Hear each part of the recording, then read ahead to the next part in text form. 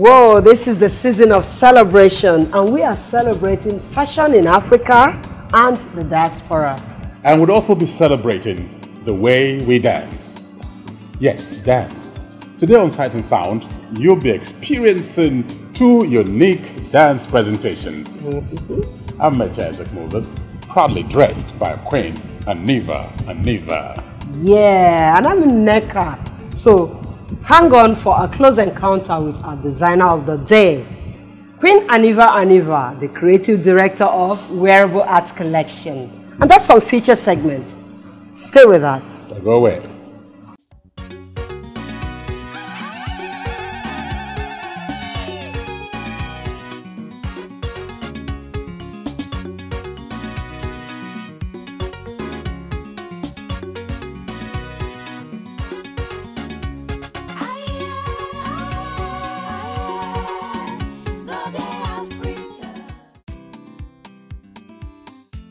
From the glaze and glamour of Hollywood, high and mighty, to the exotic beaches of West Africa, our searchlight beams on an African-American queen who has been flowing with creative juice from motherland Africa.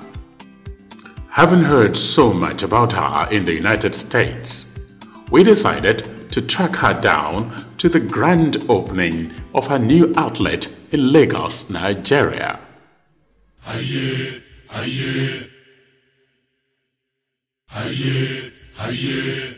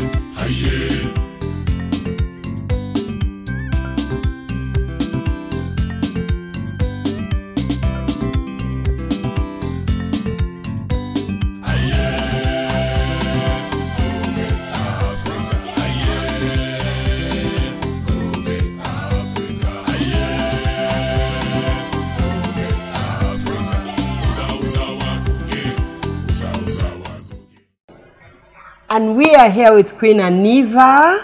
Well, in the next 10 minutes, we'll be starting off with a fashion show. Just enough time for us to review her work from way back in the USA. Talk to me, girls. So what was it like back then? It was a fantastic ride, you know, from the very beginning. It was a little bumpy because, you know, in America, we weren't really fully aware of our heritage, our cultural connection to Africa. Yeah. So my job was to give our culture, our history back to us via fashion. When I see her work, it's speaking to what I already know about where I came from and what was lost and now what can be regained. So wherever I go, I'm speaking a prayer. Through these clothes, wherever I go, I'm speaking something from the ancestors. She connects us afresh with the rich heritage that is ours. We talk about we come from kings and queens. Well, we ought to look like we come from kings and queens. And so that's what she helps us to do, and I appreciate that.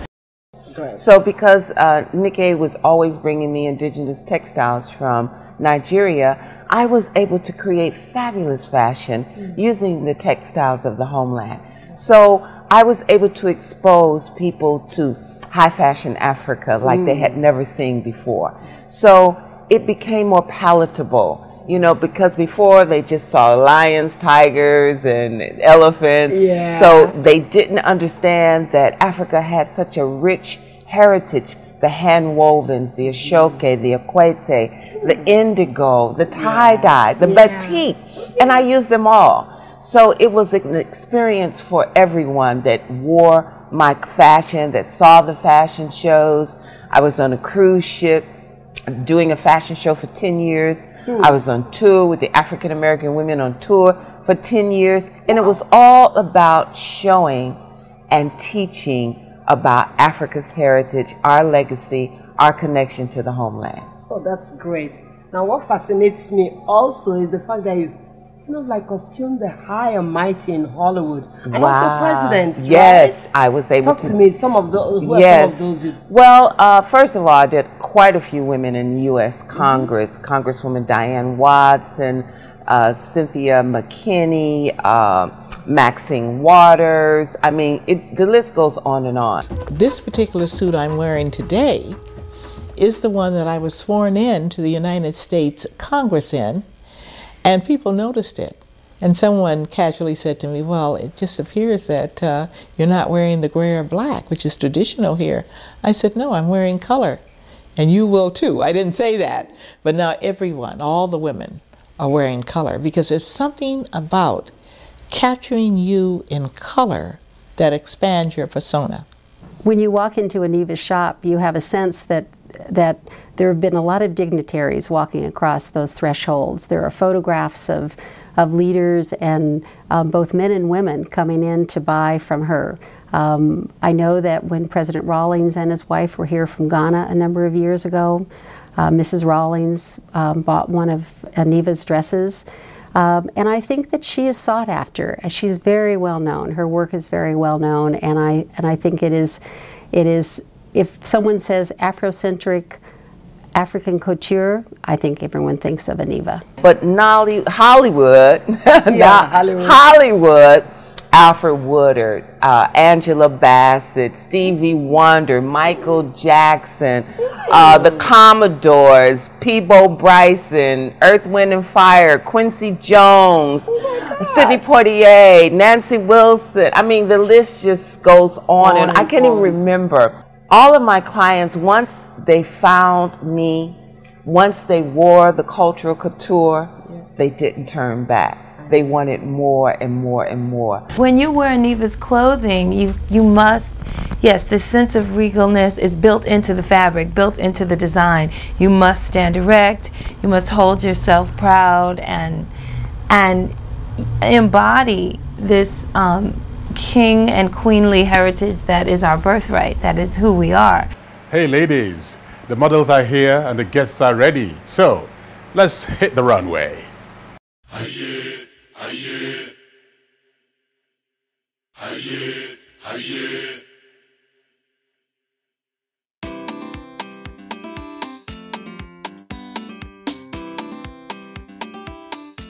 So, coming back to Nigeria, what has it been like?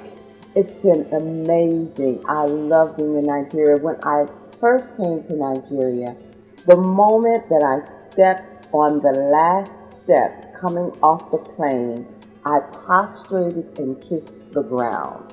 Honestly, I was so happy to be home. I never thought I'd get to Africa. I never thought I'd get to see the shores of the motherland. So when I came to Nigeria, I just bowed and kissed the ground. And I think I started my love affair with Nigeria because I've been coming back ever since. And that was in 1982. And that was my first trip. And as you know, I've been coming back and forth ever since. I finally took the giant step and made my move permanently in 2007. So I've been here since 2007, although I haven't been doing my fashion. You know, I'm on the radio on Classic FM. I was doing that 5 days a week.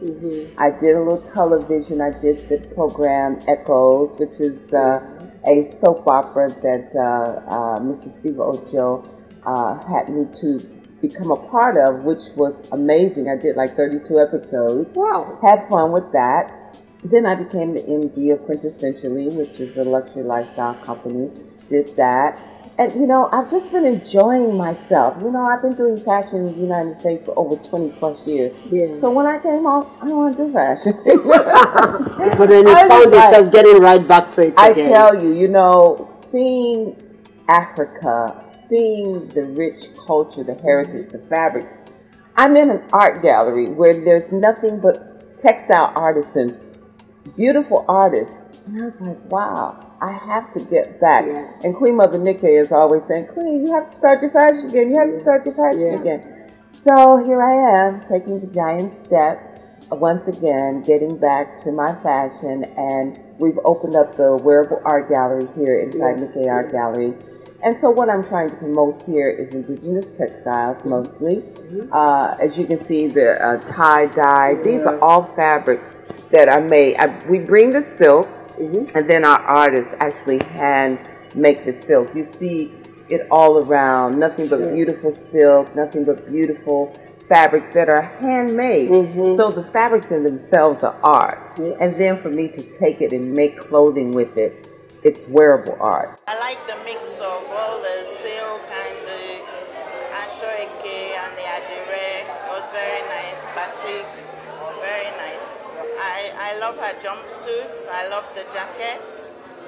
They're very nice. Oh my goodness, I had a wonderful time this evening seeing all of the fashion, the artwork, the ashoke mixed with the batik. It was fabulous. The colors, the designs, the cut of the fabrics, it was magnificent. Well, you see, it's one thing talking on the radio to millions of people every single day, but it's an entirely different proposition when you walk out on that runway. I mean, it's a bit awkward. You don't know what to do, where to put your feet, how to relate. There's so many people looking at you. And you know, for a guy that does, I do a lot of MC gigs as well. But it's entirely different because I don't get to talk.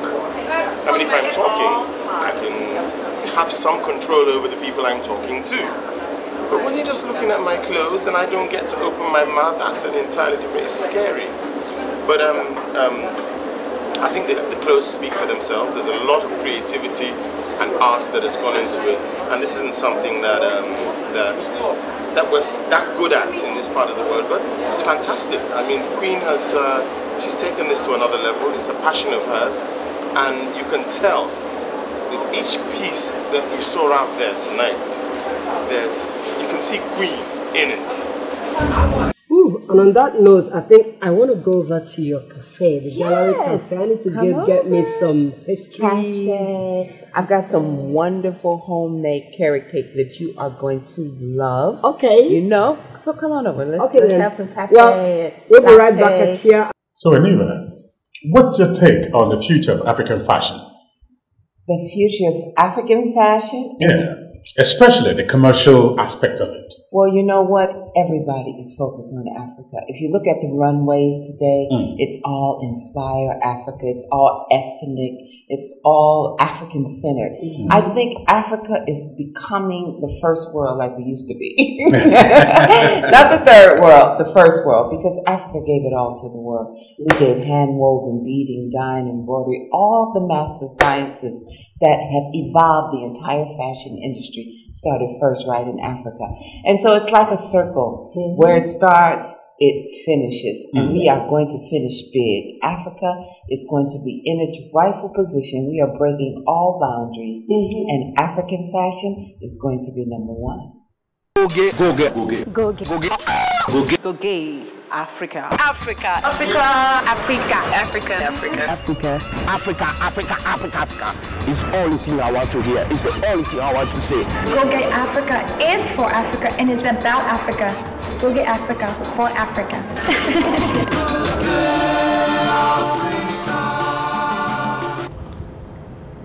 Yes, you're still on to Goge Africa, and we are hanging out with Queen Ahneva. Ahneva! Yeah, just chilling with friends at the Gallery Cafe with all the excitement to bring you sights and sounds of Africa. So stay with us.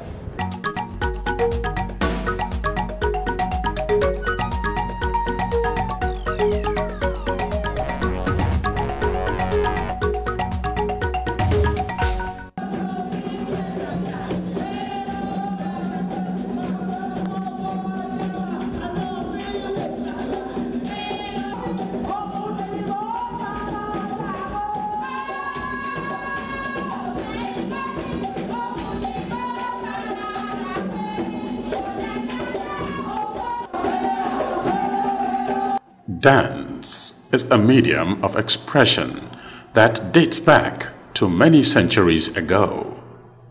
As constant as it may seem, it continues to change in form, style, and trend, from one generation to the other, and also from culture to culture, generally forming a visible part of our heritage.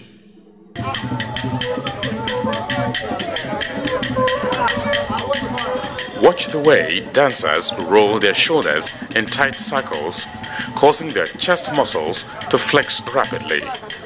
Gradually, deliberately, the tempo builds. As the pace of the music increases, the pectoral flexing accelerates. The man's chest pulsating with rippling undulations. This is Ofufu.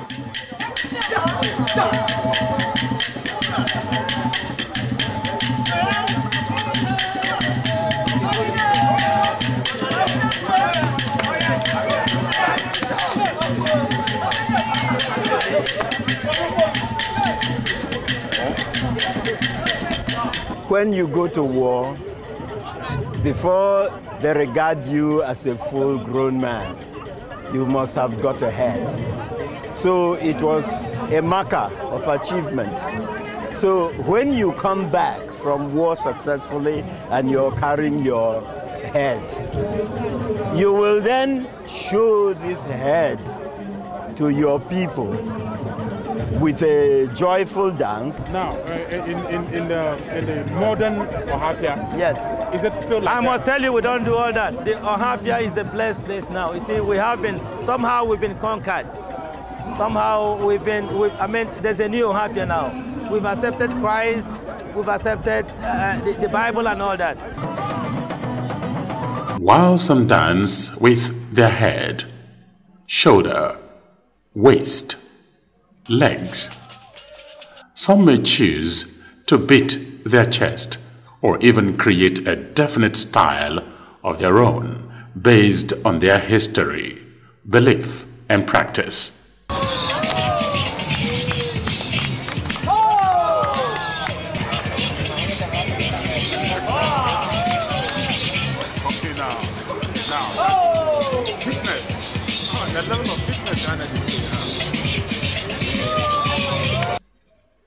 Let us take a look at a peculiar dance style from Benin Republic, the chest dance.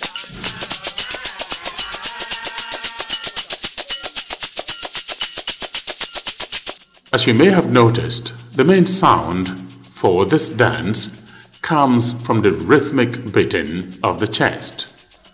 The dancers move like the wave from the sea, in unison with the consistently painful beats of the chest. Hence the name, chest dance.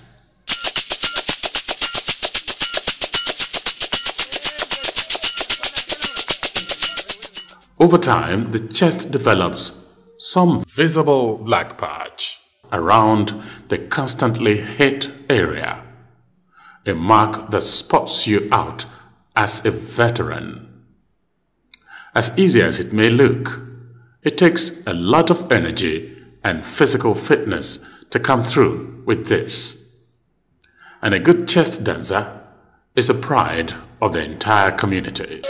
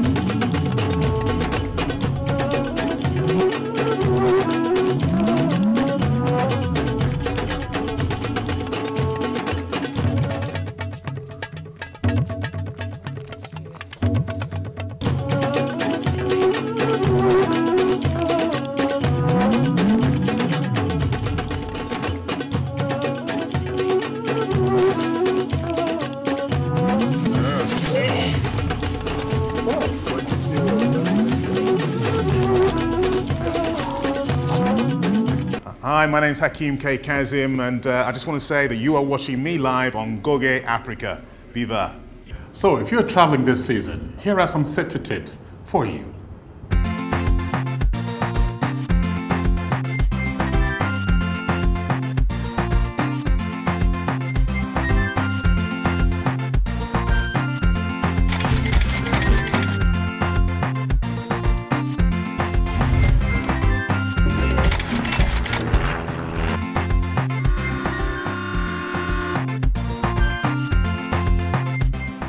before you travel as a driver, you must also know what is in the highway code.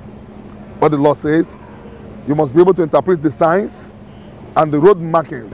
The highway code is a concise document, a little document, but it tells you what to do from point A to B, and it tells you what not to do if you must use the road. Also consider other road users. There are lots of people who probably are not as proficient as yourself on the road. They may not know how to drive like yourself. Even when they do, they may not have your temperament. They may not be as patient as you are. So you must consider such people and then provide in advance for their actions. That is what, in a nutshell, is called defensive driving. You know, you have to drive in such a way as if the other person doesn't know what he's doing. Avoid aggression. People forget that the road really has to be shared. You see, everybody wants to get to that intersection first. Even when the law says you have to wait for the next person to go before you, that patience is not there. You know, there's this, as if the road has turned into a theater of war. You know, there's unprovoked aggression. Every man is fighting every man on the road, which shouldn't be the case. There are rules guiding the road, and you must acquaint yourself with those rules before you drive. Aye, aye, aye, aye.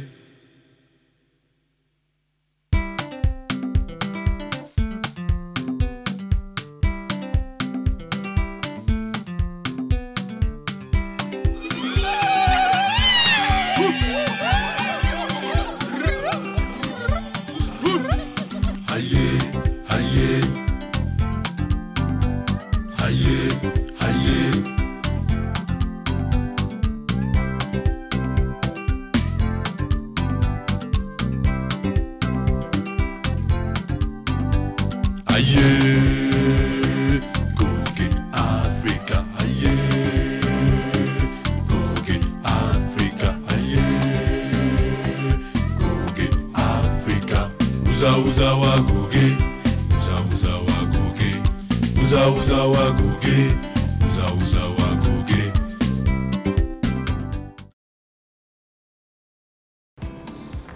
Well, you've heard it. You've seen all the excitement on the runway. And so, until same time next week, when we do come your way again, it's done. Dress African. Dress African. Yes. And dress Ahneva, wearable art. Oh.